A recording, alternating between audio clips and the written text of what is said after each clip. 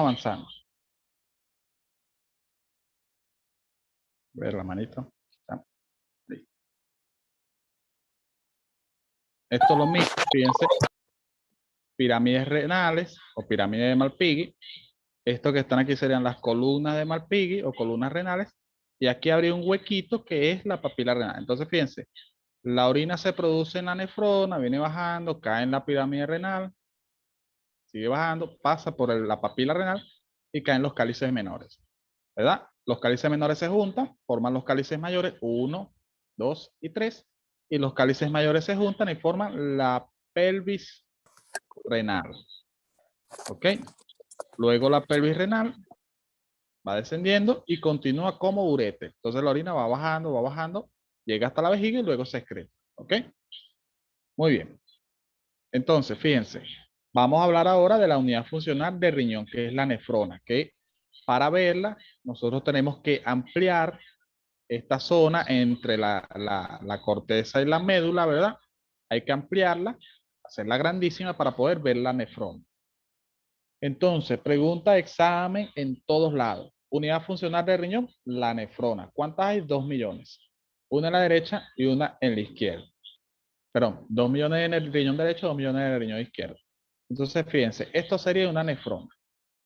Esto lo ubicamos aquí, en esta zona.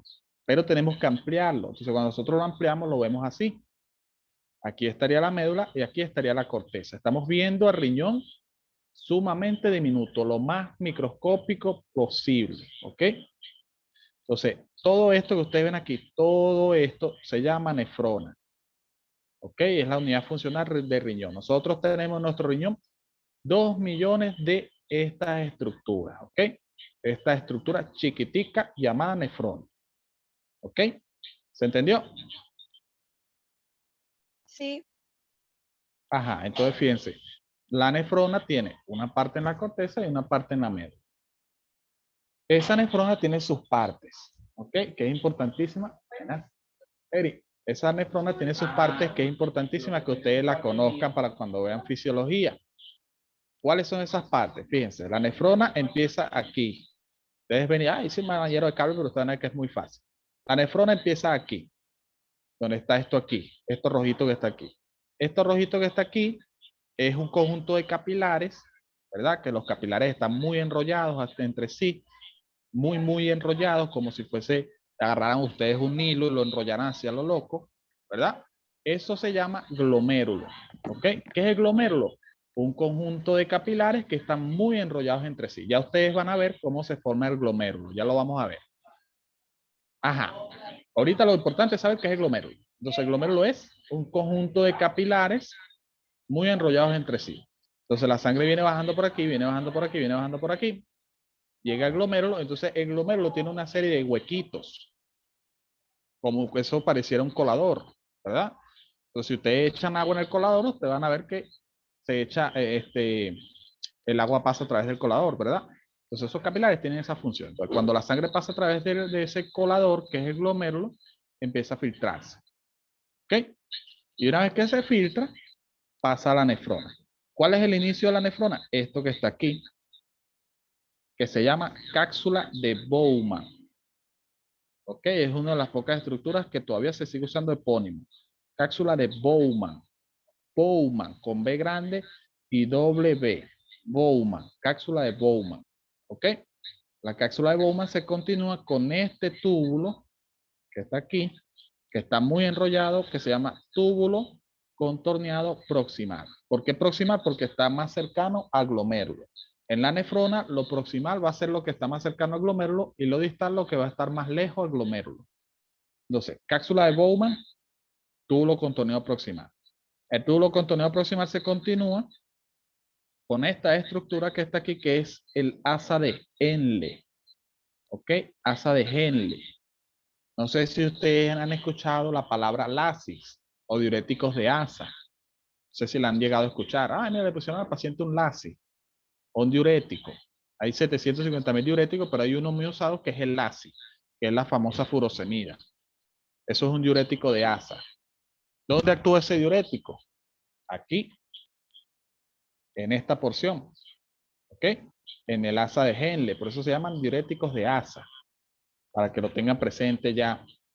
Entonces, después del túbulo contorneado proximal viene el asa de Henle, que tiene una porción descendente y una porción ascendente.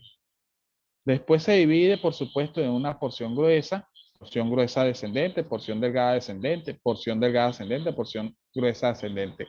Esto sí, se lo aprenden, no se lo aprenden, eso no importa. Lo importante es saber hasta ahorita, donde están ustedes, saber que la nefrona tiene una estructura llamada como asa de Henle, que tiene una porción descendente y una porción ascendente. Porción descendente del asa de Henle, porción ascendente del asa de Henle. Luego de la porción ascendente del asa de Henle viene otro túbulo que está muy enrollado entre sí, o sea, está muy enrollado, que es el túbulo contorneado distal. Fíjense, teníamos uno proximal, más cercano al glomérulo, y uno más alejado del glomérulo, que es este, que es el túbulo contorneado distal. Y ese túbulo contorneado distal va a drenar en este túbulo que está aquí, que es el túbulo colector. ¿Por qué se llama colector? Porque él va a colectar toda la orina que se fue produciendo por todo este camino. ¿Ok? Este túbulo colector drena, pasa a la pelvis renal, a la pirámide renal, perdón, aquí estaría la pirámide renal en la médula, y aquí abajito el huequito que es la papila renal. Entonces, la orina pasa por aquí, por el túbulo colector, pasa a través de la papila renal y drena directamente en lo que es los cálices menores. ¿Ok? Todo ese es el proceso mediante el cual se sintetiza la orina. Entonces, por aquí viene bajando la sangre, bombeada por el corazón, ¿verdad? Llega al glomérulo, como el glomérulo tiene sus huequitos, filtra la orina, pasa la nefrona, ¿verdad? Llega a la cápsula de Bowman, túbulo contorneado proximal, asa de Henle, túbulo contorneado distal y llega al túbulo colector, para luego drenar en los cálices menores. Fíjense, todo este camino, a medida que va pasando la orina por todo este camino, la nefrona le va poniendo y le va quitando. Le va poniendo electrolitos, le va quitando electrolitos. Si hay mucho potasio, le va poniendo potasio, para tratar de bajar los niveles de potasio que hay en nuestro cuerpo. Si hay mucho sodio, le va quitando sodio. O sea, si la orina tiene mucho sodio, la nefrona empieza a decir, tiene mucho sodio, vamos a quitarle. Empieza a quitarle sodio. Si la orina está muy líquida, la orina es muy líquida, mucha agua, ¿verdad? Tiene mucha agua. ¿Quieres? Oye, mira, estamos eliminando orina con mucha agua, hay mucha agua. Ah, bueno, entonces la nefrona dice, ah, bueno, vamos entonces a quitarle agua. Entonces empieza a reabsorber agua. ¿Ok? Al contrario diría, ah, mira, no, es que la orina está muy, demasiado concentrada, no tiene nada de volumen líquido. Está muy concentrada, que es cuando uno tiene la orina más amarilla y más fuerte, olor más fuerte. Bueno, vamos entonces a tratar de que la orina tenga más cantidad de líquido. Entonces el asa de Henle empieza a liberar un poquito más de líquido. Bueno, vamos a añadirle más líquido y empieza la orina a tener más líquido. Y así se va formando la orina a medida que va pasando por toda la nefrona, a medida que va pasando. Cuando llega al túbulo colector, ya la orina está completamente formada. Y el túbulo colector lo que hace es soltarle la orina al cáliz menor. ¿Para qué? Para que el cáliz menor empiece, o sea, a partir del cáliz menor, la orina empiecen a llevarla hasta la vejiga, donde se va a almacenar, y cuando llegue su momento, es decir, cuando la persona tenga el deseo de micción, es lo mismo que decir orinar. Nosotros en medicina no podemos decir el paciente orinó, no. El paciente miccionó. Micción significa orinar. En medicina, micción significa orinar. No cometan el error de decir el paciente orinó. No, el paciente miccionó. ¿Cuántas micciones tuvo? Ok. Tantas. ¿El paciente está miccionando? Sí. ¿Qué quiere decir que está miccionando? Está orinando. No vayan a decir, ah, doctor, bueno, el paciente fulano orinó. Ah, no. Eso está mal dicho. En medicina está mal dicho. La palabra no está mal dicha, pero en medicina sí está mal dicha. Es una cosa loca. Entonces, para que sepa, micción es orina. Aumentar el número de Ok. micciones significa que aumentó el número de veces que orinó. Ajá. Entonces, ¿se entendió todo esto? Sí, Ajá. Entonces, fíjense. ¿Qué Sí, porción de la... profe, Ajá. y el colector no parte de la nefrona. ¿Cómo? ¿Cómo dice?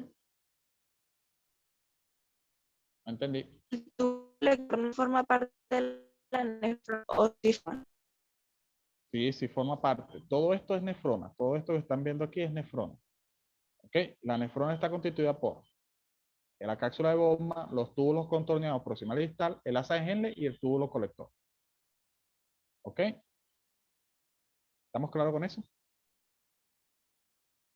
Ok. Doctor, eh, Ajá. la irrigación de la sangre se da a través de la arteria renal y después a través de las arteriolas, Ya porque la vamos a estuve ver. leyendo sobre las arteriolas diferentes y diferentes. Entonces, Ya, quisiera saber ya de eso, vamos, que no ya lo tengo vamos muy a ver claro. eso. Ya vamos a ver eso. Ah, No se me ofusquen que ya vamos a ver eso. Ajá. Lo importante ahorita es conocer esto. Ajá, ya sabemos esto, ¿verdad? Ya vamos a ver lo de cómo se divide la arteria renal, que eso también es importantísimo. Todo esto es importante porque todo esto va de la mano. Entonces, fíjense, ¿qué porción de la nefrona está en la corteza? Aquí está bien delimitada. La cápsula de Bowman, el túbulo contorneado proximal y el túbulo contorneado distal. Y la mitad proximal del túbulo colector. Esto forma parte o se encuentra en la corteza. Y en la médula vamos a encontrar al asa de Henle, tanto su porción descendente como su porción ascendente, y a la mitad distal del túbulo colector. ¿Ok? Así es como se divide la nefrona y así es como la vamos a encontrar en el riñón. ¿Ok? Muy bien, seguimos. Entonces, fíjense, la nefrona, bueno, ya entendiendo esto, entonces vamos a hablar un poquito más a fondo de lo que es la nefrona, de las partes de la nefrona, principalmente la cápsula de Bowman. Deberíamos de hablar de todo lo que es túbulo contorneado proximal, todo eso, pero eso es muy, muy extenso y es mucha información. Entonces, para que no se colapse la información, vamos a hablar de las partes más importantes, principalmente de la cápsula de Bowman. La cápsula de Bowman, a ver si tengo una imagen más grande, a ver, esta. La cápsula de Bowman es esto, fíjense, todo esto sería el glomérulo. Fíjense que es un montón de capilares ahí enrollados. Ya vamos a ver cómo se forma, ¿verdad? Y esto que lo está envolviendo es la cápsula de Bowman. Esto es el inicio de la nefrona. La orina se filtra aquí se filtra la sangre y se libera a la nefrona. ¿Ok? Muy bien. Entonces, esta cápsula de Bowman tiene dos porciones o dos polos. Este polo que está aquí, que es el polo renal, que está formado por un epitelio por un epitelio cúbico simple, perdón. Epitelio cúbico simple, no, plano simple, sí, plano simple, sí la cosa. Repito, entonces, la cápsula de Bowman va a tener dos porciones, dos polos, un polo renal y un polo visceral. El polo renal va a estar constituido por estas células que están aquí, son células renales que van a formar un epitelio plano simple, ¿ok? Y el polo visceral va a estar constituido también por un epitelio plano simple, pero va a contener unas células muy especializadas. Esto es el polo visceral, que envuelve al glomérulo y va a tener unas células muy especializadas, importantes que ustedes las conozcan, que no se les olviden, que se llaman podocitos. ¿Ok? Podocitos. ¿Por qué son importantes estos podocitos? Porque esos podocitos son como unos vigilantes que están ahí. Esos vigilantes están agarrados de la mano. ¿Ok? Es como que pusiéramos un montón de vigilantes cuidando una pared, ¿verdad? Y los agarráramos de la mano. Entonces las manos de esos podocitos los vamos a llamar pedicelos. ¿Ok? Con P. Pedicelos. ¿Sí? ¿Qué van a hacer esos pedicelos?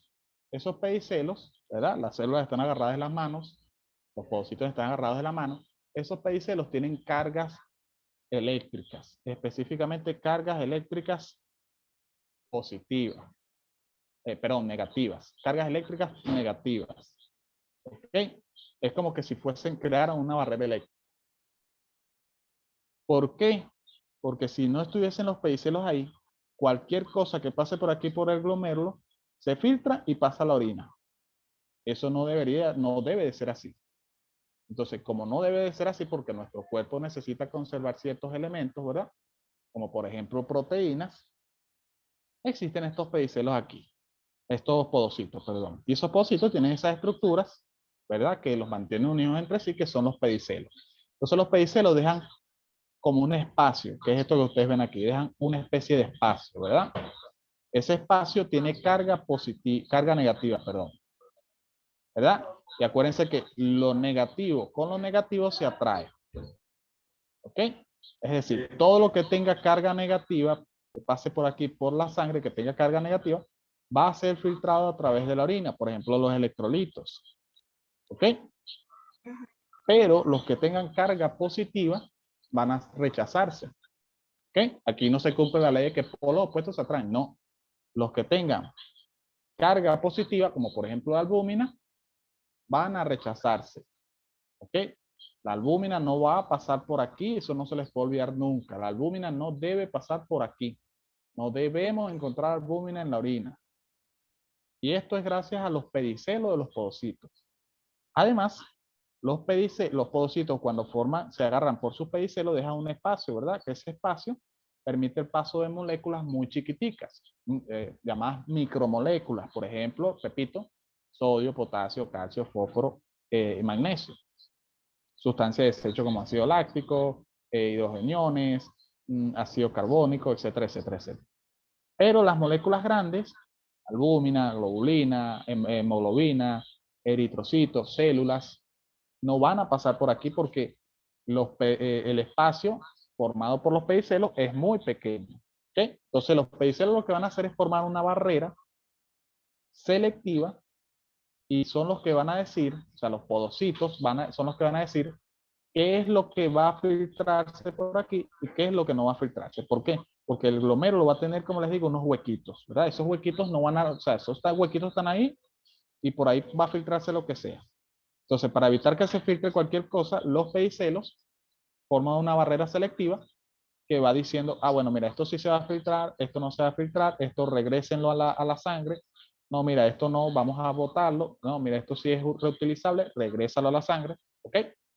Entonces, ¿qué pasa en un paciente con una patología renal? Viene un paciente que tiene un síndrome nefrótico, por ejemplo, o una pielonefritis, y empieza una bacteria o algún elemento a lesionar a los podocitos. Empieza a lesionar los podocitos, se alteran los pedicelos, ¿verdad? Y se altera la membrana, la barrera selectiva, ¿verdad? Entonces, como se altera, empiezan a filtrarse sustancias por acá que no deberían de filtrarse. ¿Ok? Y ahí es donde vienen los problemas que se producen por patología renal. Por ejemplo, si un paciente tiene una pielonefritis, nosotros agarramos un examen de orina.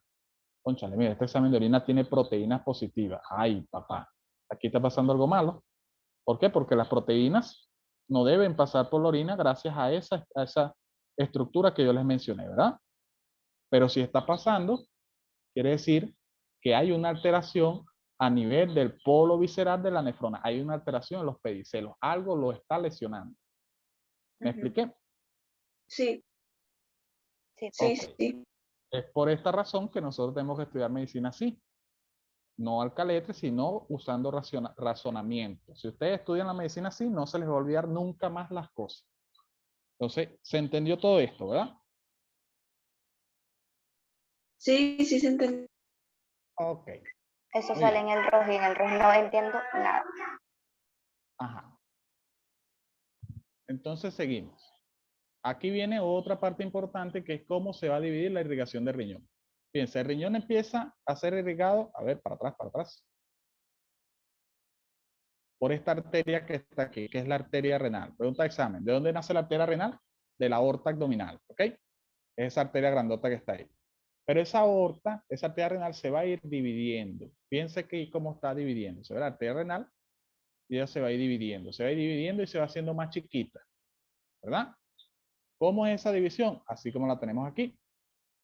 La arteria renal va dividiéndose. Primero se divide en lo que son arterias segmentarias para cada segmento del riñón. Luego esa se va haciendo más chiquita, se vuelve a dividir y se divide en lo que son arterias interlobares. ¿Qué es un lóbulo renal? Un lóbulo renal es una estructura conformada por una pirámide renal y dos columnas renales. Es decir, entre una columna renal, otra columna renal y una pirámide renal forman un lóbulo renal. Esto que está aquí es un lóbulo renal, ¿ok? Entonces, volvemos a la irrigación. Teníamos arteria renal. La arteria renal se va dividiendo en arteria segmentaria. La arteria segmentaria se va dividiendo y se hace más chiquita y forma las arterias interlobulares, ¿verdad? las arterias interlobulares se van dividiendo y se van haciendo más chiquitas. Y a medida que se van dividiendo y se van haciendo más chiquitas, forman a las fulanas arterias rectas. ¿Ok? Luego las arterias rectas se van dividiendo, se hacen más chiquitas y forman las arterias arciformes. Y luego las arterias arciformes se hacen más chiquiticas todavía y forman las arterias interlobulares. ¿Ok? El riñón para atrás. Estamos. Entonces, fíjense. Arteria renal. Se divide arteria segmentaria. Se va dividiendo, se va haciendo más chiquita en arterias interlobulares. Fíjense que está pasando entre los lóbulos, ¿verdad? Arterias interlobulares. Arterias segmentarias, arterias interlobulares. Luego vienen, si quieres se saltan las arterias rectas, no pasa nada. Luego las arterias interlobulares vienen las arterias arciformes. ¿Por qué se llaman arciformes? Porque fíjense que forman un arco alrededor de la pelvis renal. De la pirámide renal, perdón.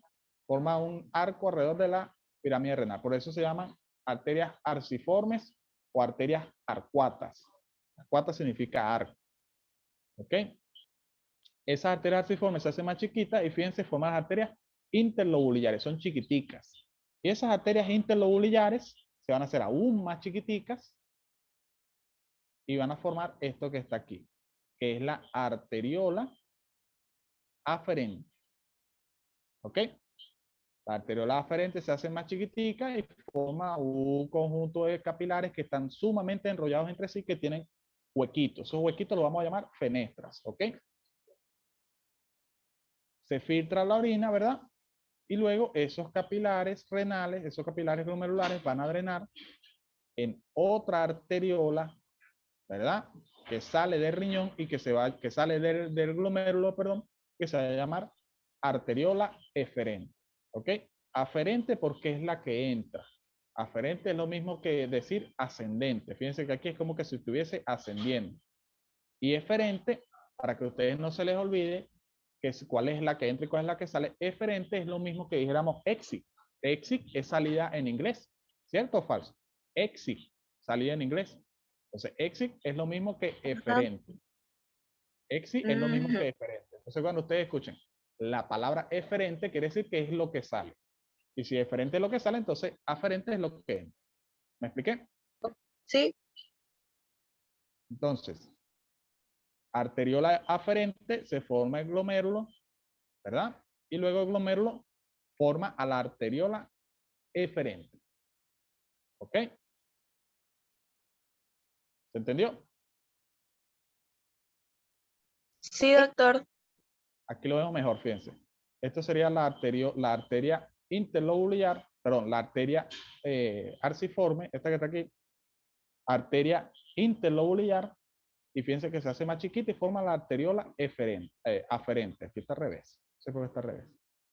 No sé por qué está al revés aquí. Arteriola aferente, ¿verdad? La que entra. Se forma el glomérulo y luego sale en arteriola eferente. ¿Ok? Arteriola eferente. Es que está escrito dos veces con razón. Ajá, entonces, esta es la arteriola aferente, se forma el glomérulo y luego sale como arteriola eferente. Fíjense que la arteriola eferente va a irrigar a todas las partes de la nefrona. ¿Por qué? Porque acuérdense que la nefrona está constituida por células y tiene que recibir oxígeno. Entonces, la arteriola eferente irriga toda la nefrona, ¿verdad? Y después que irriga toda la nefrona, ¿verdad? Se transforma en vénula, ¿ok? Vénula renal, que es esta que está acá. La vénula renal drena en la vena interlobular.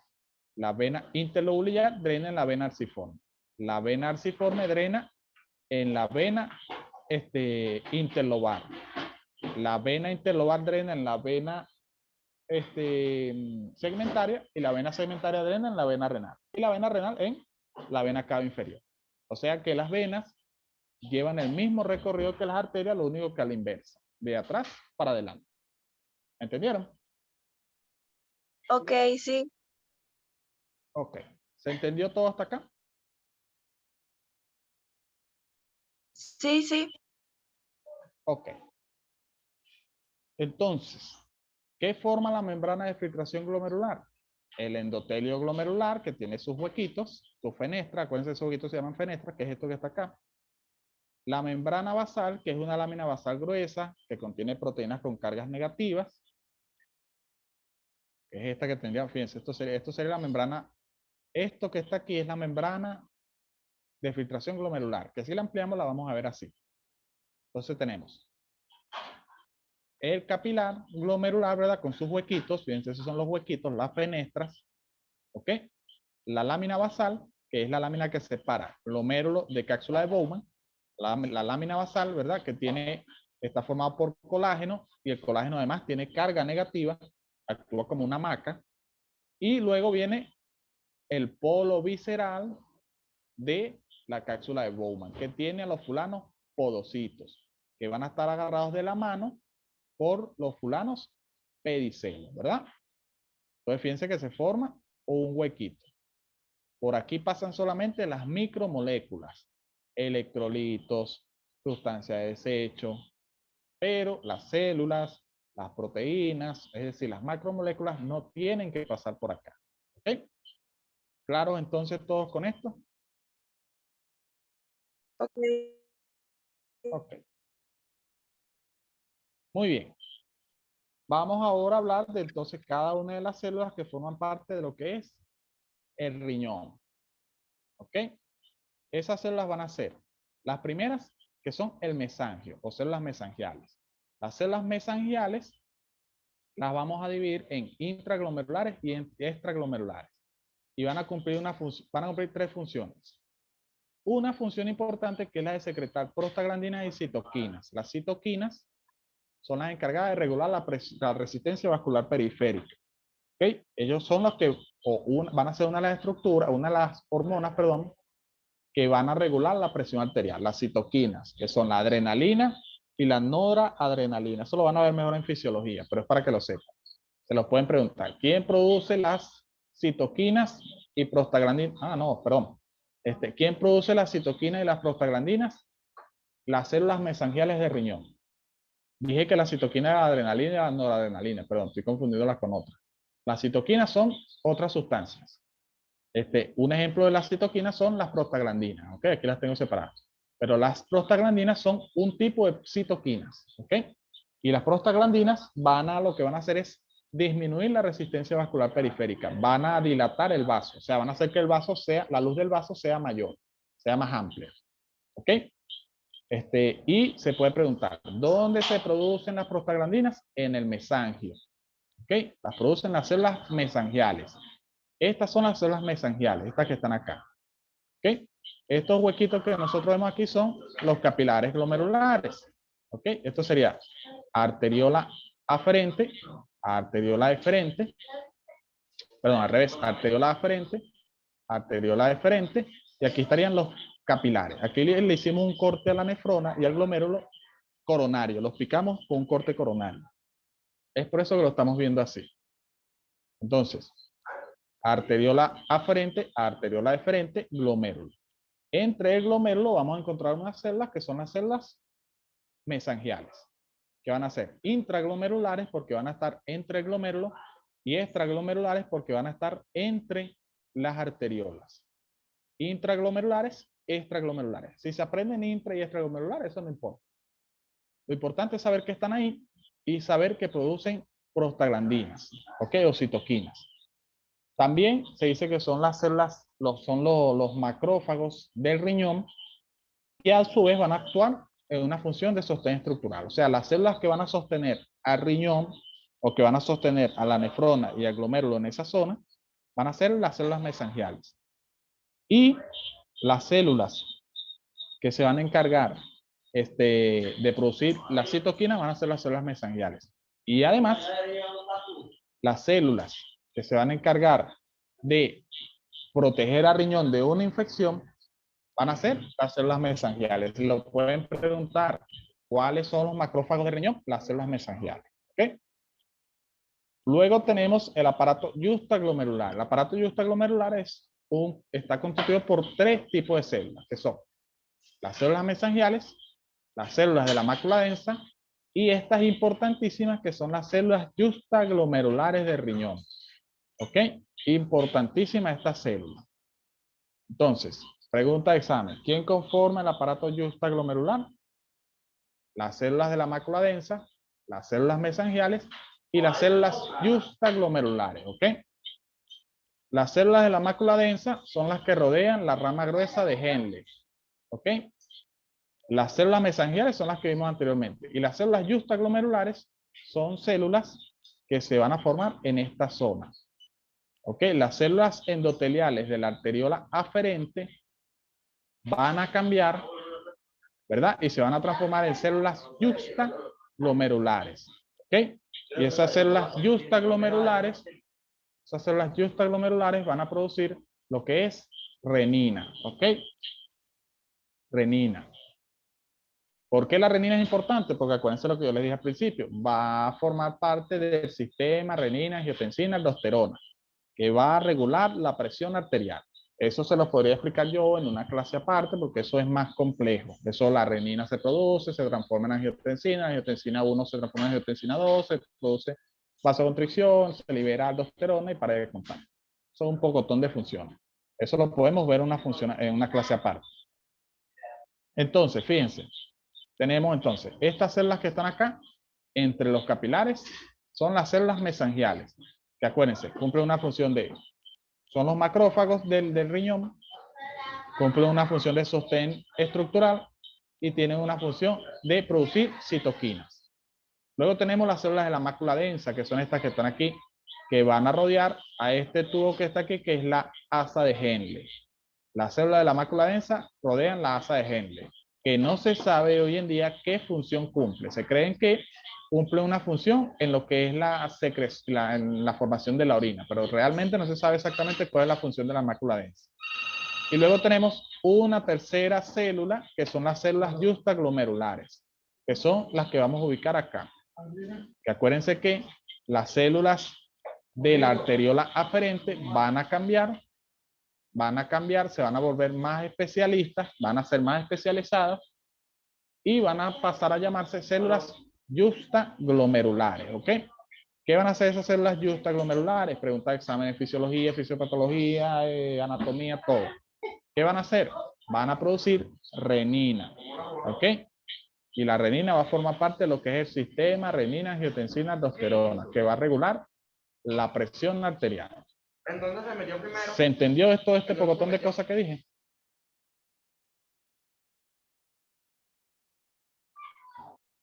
¿Entendieron?